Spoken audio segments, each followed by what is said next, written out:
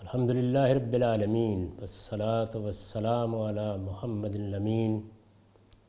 اعوذ باللہ من الشیطان الرجیم، بسم اللہ الرحمن الرحیم۔ خواتین و حضرات، ہم میزان حصہ دوم میں قانون معاشرت کا مطالعہ شروع کر رہے ہیں۔ یہ اس حصے کا دوسرا باب ہے۔ میں نے اس کی ابتدا یہاں سے کی ہے کہ انسان کے خالق نے اسے ایک معاشرت پسند حیوان کی فطرت عطا فرمائی ہے۔ یعنی اس باب کی تمہید انسانی فطرت کی اس تفہیم سے اٹھائی گئی ہے۔ انسانی فطرت یعنی میری ساخت کی نوعیت کیا ہے، میں کیسے معاملات کرتا ہوں، میری جبلتیں کیسے ظہور پذیر ہوتی ہیں، میرے دوسرے انسانوں کے ساتھ معاملات کیسے ہوتے ہیں، میرا جمالیاتی احساس کیسے روبہ عمل ہوتا ہے، میرا اخلاقی وجود کن مشترک اساسات پر کھڑا ہے۔ ان چیزوں کا مطالعہ انسان کی فطرت کا مطالعہ ہے، اور اس کے لیے استقراء کا طریقہ اختیار کیا جاتا ہے، جو خود علم کا ایک بڑا ماخذ ہے۔ یعنی جب ہم کسی چیز کو اجزاء میں بکھرا ہوا دیکھتے ہیں تو ان تمام اجزاء کو جمع کرنے کے بعد ایک نتیجہ نکالتے ہیں۔ اس میں مستثنیات بھی ہوتی ہیں۔ انسانوں کا جب جنس کے لحاظ سے مطالعہ کیا جاتا ہے تو ہم یہ کہتے ہیں کہ وہ مرد و عورت میں تقسیم ہے، اور اسی تقسیم پر بہت سے احکام کو بھی مبنی کرتے ہیں، لیکن مستثنیات اس میں بھی ہیں۔ تو انسان کی فطرت کی تعین کا یہ طریقہ ہوتا ہے۔ میں اس کی بار بار یاد دہانی اس لیے کرتا ہوں کہ عام طور پر مذہبی فکر اس کو قبول کرنے سے انکار کرتی ہے۔ اس کے نزدیک انسان شریعت سے شروع ہوتا ہے، جبکہ قرآن مجید کے نزدیک صورتحال اس کے بالکل برخلاف ہے۔ یعنی پہلی چیز انسان ہے، انسان کی فطرت ہے، اس کا مطالعہ ہے، انسان کی شخصیت کیا ہے، پھر اس میں کچھ معروف ہیں، کچھ منکر ہیں۔ ان کا شعور انسان کے اندر ودیت کیا گیا ہے، ان کی تعین استقراء سے ہو جاتی ہے، لیکن انسان کا معاملہ یہ ہے کہ اس کو یہ سب کچھ دینے کے ساتھ ارادہ و اختیار بھی دیا گیا ہے۔ اس لیے بعض اوقات اس کی خواہشیں اس پر غلبہ پا لیتی ہیں تو وہ اپنی فطرت کو مسخ بھی کر بیٹھتا ہے، معروف کو منکر اور منکر کو معروف میں بھی تبدیل کر لیتا ہے۔ اللہ تعالیٰ کے پیغمبر اس صورتحال کی اصلاح کرتے ہیں، یعنی معروف اور منکر کو ابتدا سے انسان کو بتانے کے لیے نہیں آتے،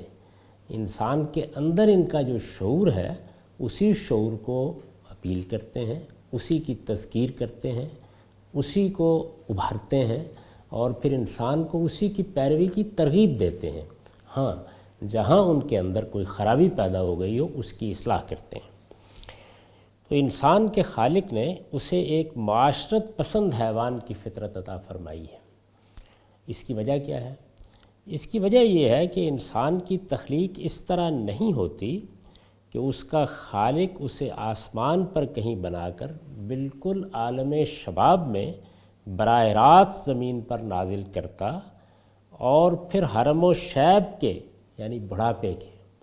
اور پھر حرم و شیب کے مراحل سے گزارے بغیر اسی عالم شباب میں اسے واپس لے جاتا ہے۔ ہم جب انسان کا مطالعہ کرتے ہیں تو یہ معلوم ہوتا ہے کہ وہ ایک ناتوان بچے کے طور پر وجود میں آتا ہے، بے شمار مراحل سے گزرتا ہے، بڑھاپے کی عمر کو پہنچتا ہے، پھر دنیا سے رخصت ہو جاتا ہے۔ یہ پورا انسان ہے۔ اس پورے انسان کو سامنے رکھ کر معاشرت کا کوئی قانون بنایا جائے گا۔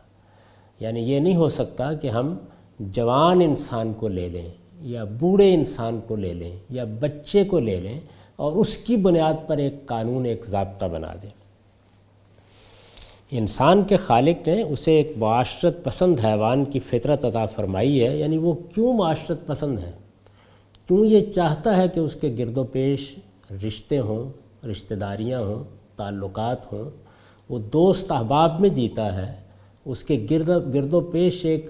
معاشرہ موجود ہو، اس معاشرے کے اندر اس کے لیے کام کرنے کے مواقع ہوں، اس کو اگر آپ کسی تنہا جگہ پر قید کر دیں تو یہ چیز ایک سزا بن جاتی ہے۔ یعنی انسان کی فطرت میں معاشرت پسندی اس طریقے سے کوٹ کوٹ کر بھری ہوئی ہے۔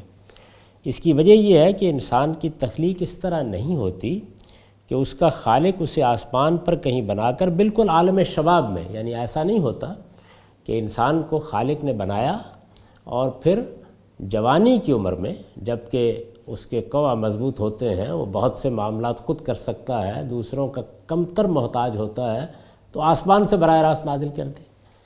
اور پھر حرم و شیب کے مراحل سے گزارے بغیر، یعنی یہی نہیں کہ وہ ایک ناتواں بچے کے طور پر وجود میں آتا ہے، جوانی کے بعد پھر بڑھاپا اور ایک اور ناتوانی اس کی منتظر ہوتی ہے،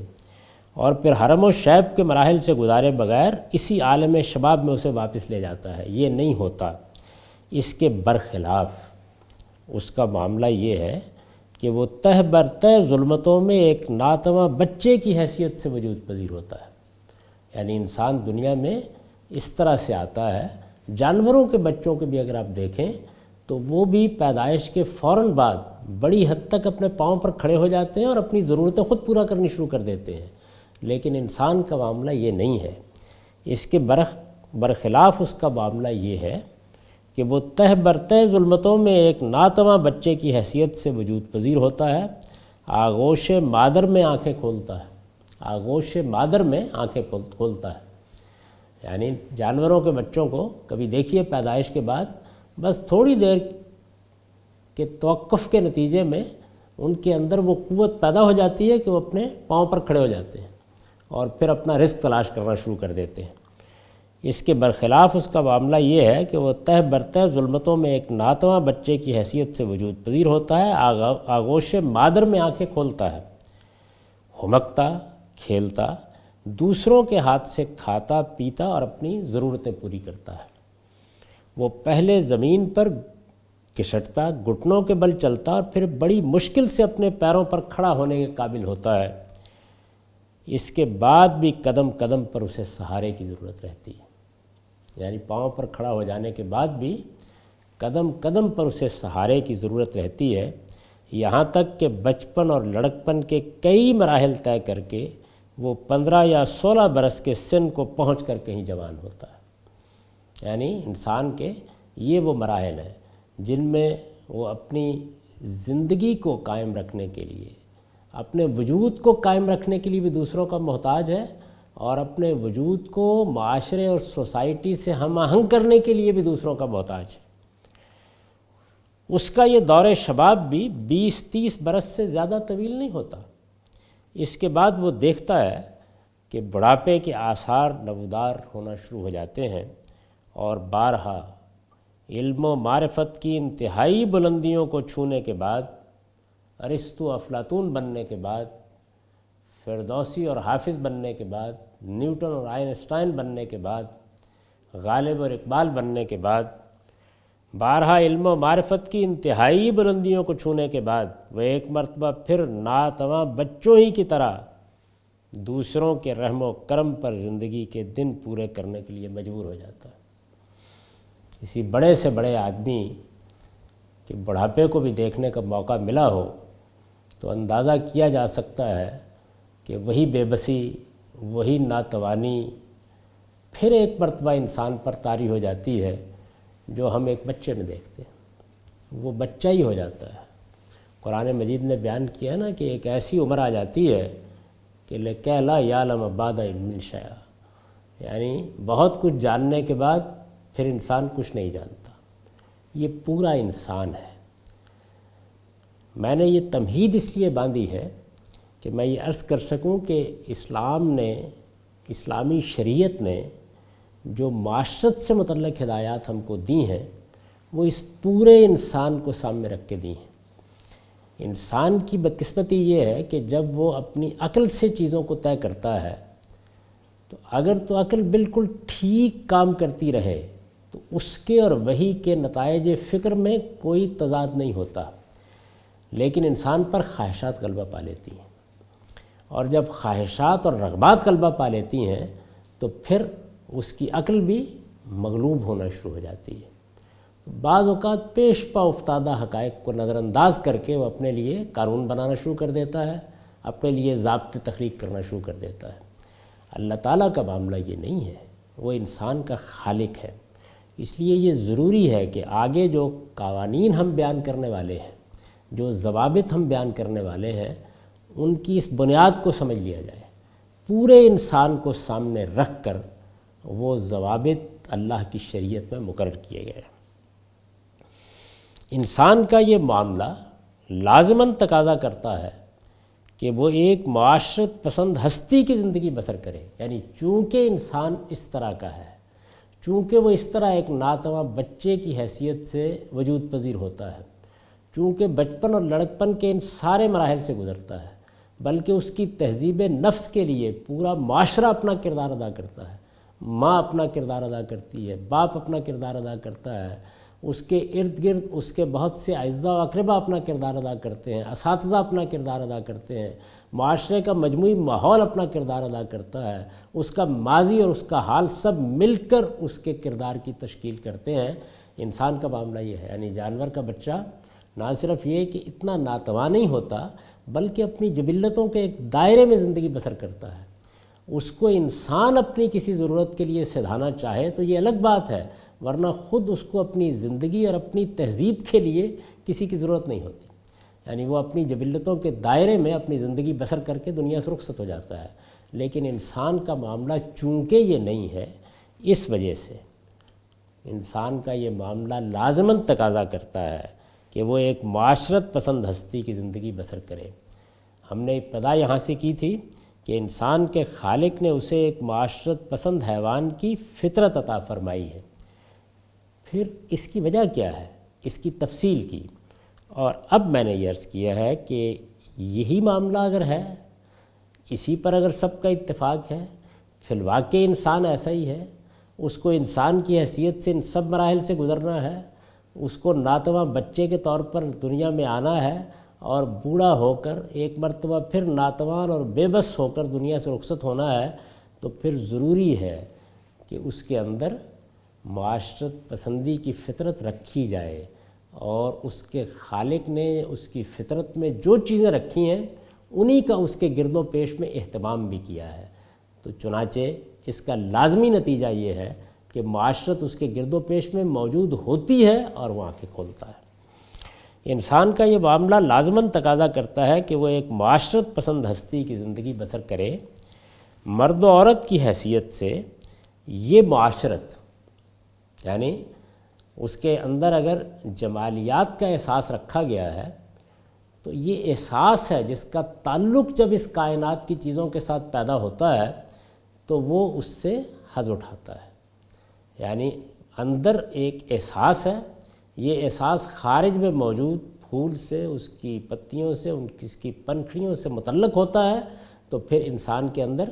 ایک خاص احتزاز کی، ایک خاص ابتہاج کی، ایک خاص طرح کی مسرت کی کیفیت پیدا ہوتی ہے، اور وہ یہ سمجھتا ہے کہ اس کی اس حس کی، اس کے اس احساس کی تسکین ہو رہی ہے۔ بالکل اسی طریقے سے یہ جو معاشرت پسندی ہے، یہ بھی ایسے ہی اس کے اندر ودیت کر دی گئی ہے۔ مرد و عورت کی حیثیت سے یہ معاشرت خلقت کی ابتدائی سے، یعنی پیدائش کی ابتدائی سے، انسان کو جب وجود بخشا گیا تو اس وقت ہی سے بتمام و کمال خود اس کے اندر چھپی ہوتی ہے۔ یعنی ایسا نہیں ہے کہ وہ معاشرے میں آنکھ کھولتا ہے اور پھر معاشرت پسندی کو سیکھتا ہے، نہیں، معاشرت پسندی تو اس کی فطرت کے اندر موجود ہے،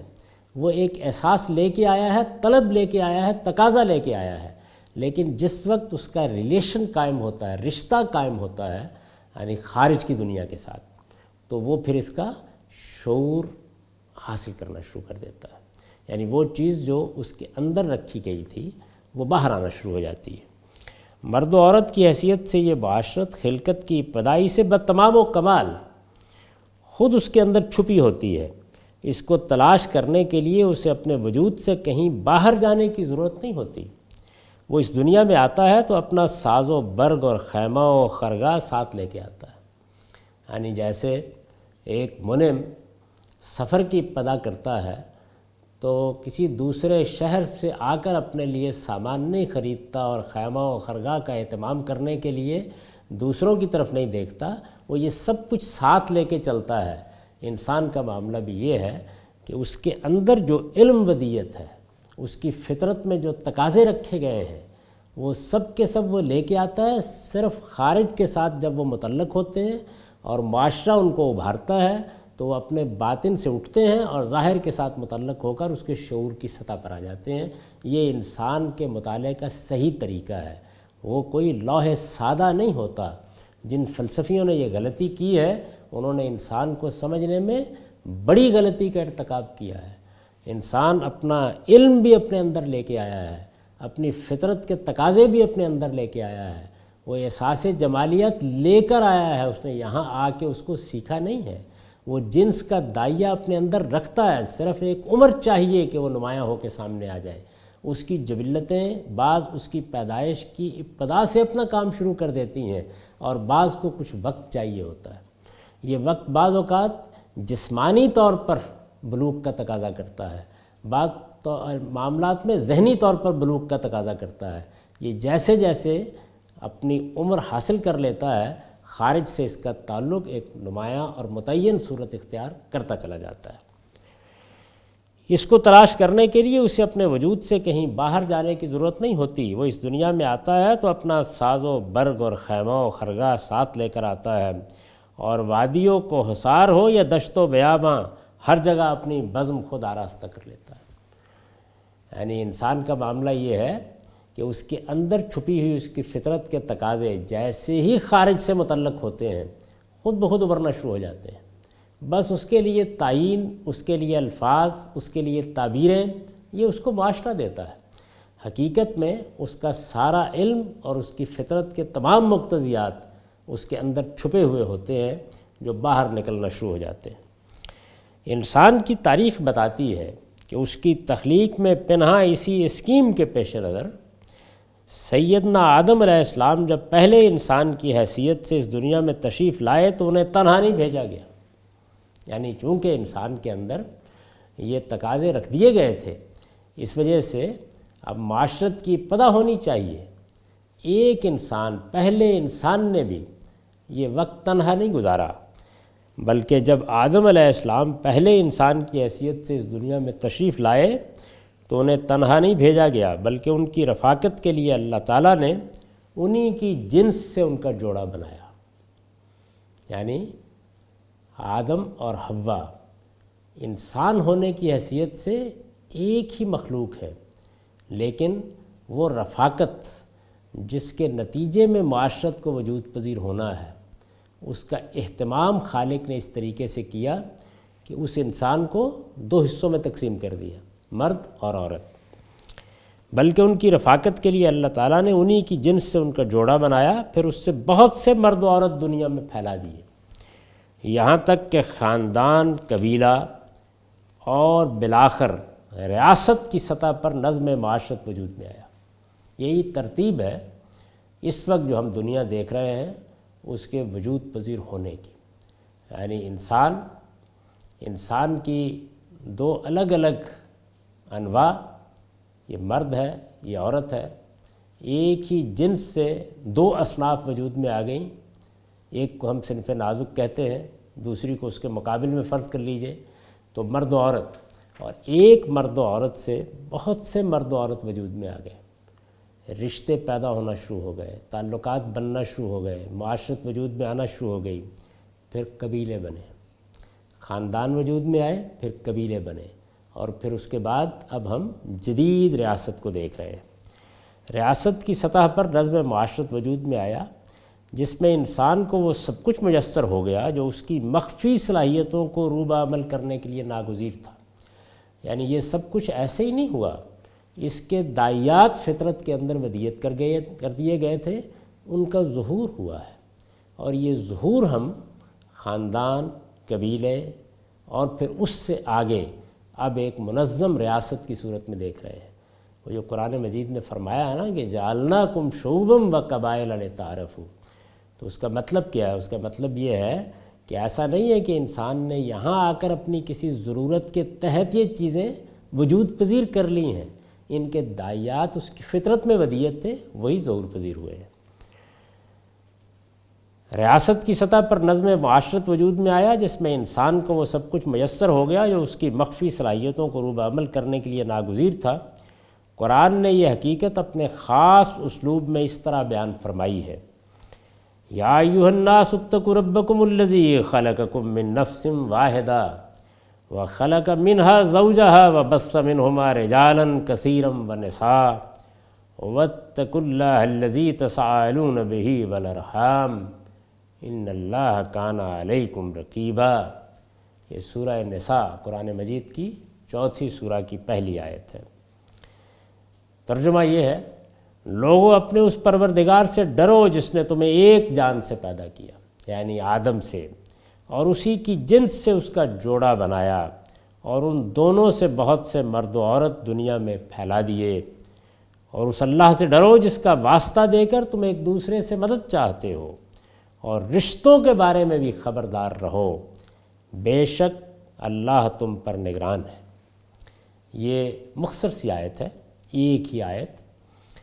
اس آیت میں اگر غور کیجئے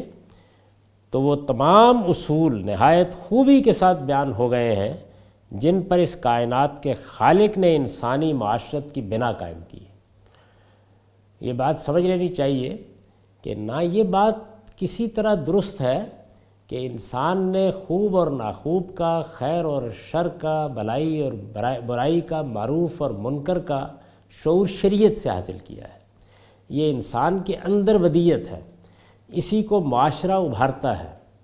اور پھر اس کے بعد انبیاء علیہم السلام اس باب میں اگر کوئی اختلاف پیدا ہو گیا ہے، اور اختلاف کی وجہ کیا ہوتی ہے